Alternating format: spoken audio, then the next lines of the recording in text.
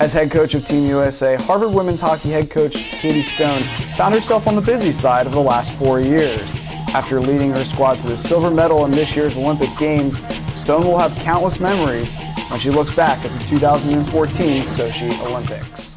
Hello everyone, Matt Panto here for the Ivy League Digital Network. Coach Stone was nice enough to spend a few minutes with us following the Olympic Games.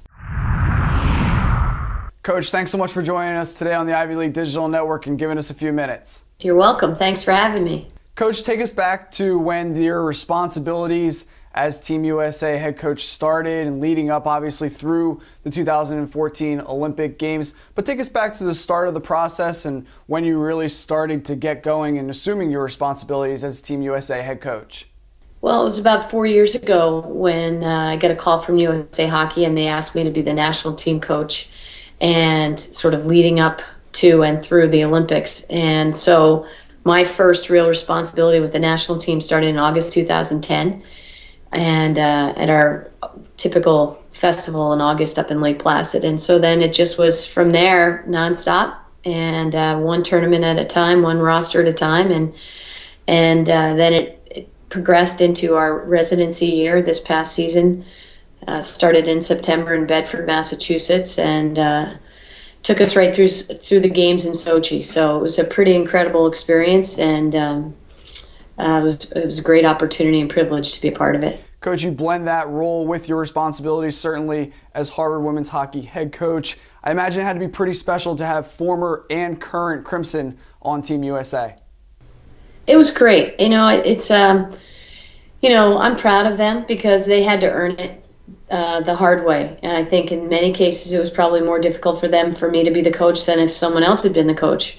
But they handled that well. They took a lot of critiquing over time, and those kids that ended up being on that roster truly earned it. So it was very special. Coach, we go back to the day of the gold medal game and just a ton of overwhelming support for the entire squad on that day, the day of the gold medal game. I know it didn't turn out the way that you wanted to, but as an ambassador and as a role model for the sport of women's hockey, what does a day like that do for the sport? It's hard to really measure the impact that it will have over time because I think it's still so fresh. From what I gather being home and hearing from so many people about how many people watch the games, and it was great that they were televised and they were rebroadcast later in the day.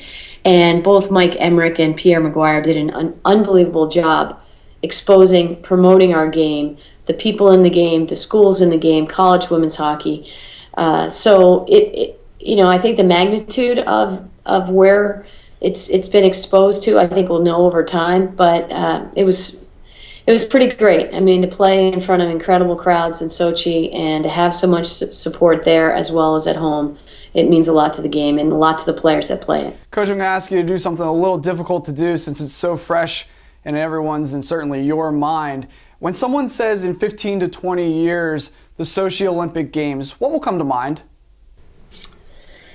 The great group of kids that we had. I mean, obviously, we didn't quite get the goal that we wanted, but there were so many other tremendous things that happened along the way. And I guess when I think of Sochi 2014, I think of those group of women that committed themselves, dedicated themselves relentlessly to our team, to our teammates, and to the ultimate goal.